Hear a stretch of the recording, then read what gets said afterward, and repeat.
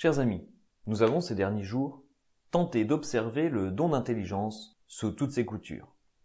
Nous avons vu comment nous pouvons trahir ce don que Dieu nous fait, mais c'est évidemment là le moins important. L'essentiel étant de se concentrer sur la manière d'adorer Dieu et par là d'entrer dans son intimité. Nous avons vu que le don d'intelligence concentre son regard et s'exprime en des formules extrêmement concises, et que de ce regard naît une pratique. Alors aujourd'hui, j'aimerais vous raconter un fait où une femme a transmis en un mot et quelques gestes la lumière de l'intelligence qui vient de Dieu. Par ce fait, j'ai plus appris sur le don d'intelligence qu'en lisant le livre de Gardale sur les dons du Saint-Esprit. Tout simplement parce que c'est la différence entre entendre le résumé d'un exploit et y assister. Mais avant de voir ça,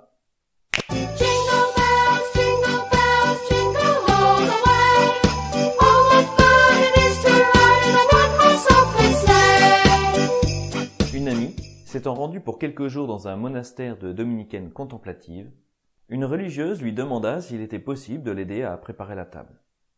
Alors qu'elles étaient à l'ouvrage, mon amie s'étonna de la manière dont la sœur disposait certains éléments. La sœur expliqua qu'elle avait réfléchi et fait quelques essais pour déterminer ce qui serait le plus pratique pour la religieuse qui s'assiérait là.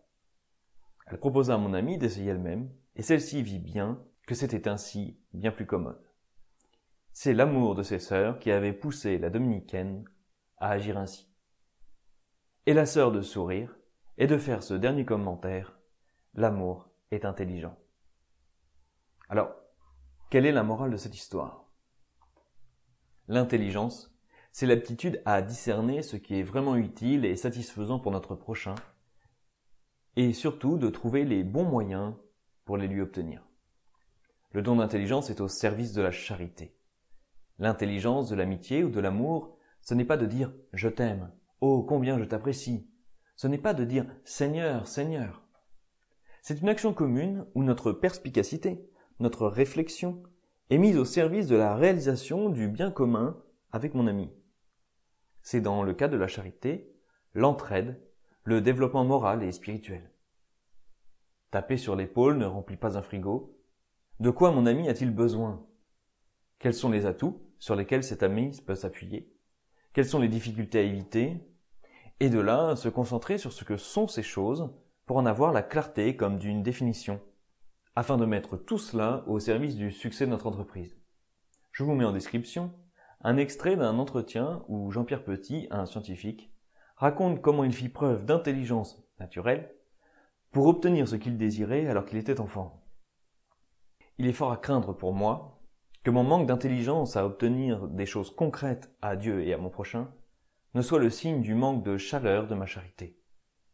Voilà ce que je voudrais demander à Marie, elle qui en une simple observation à son fils obtint du vin à ceux qui en manquaient.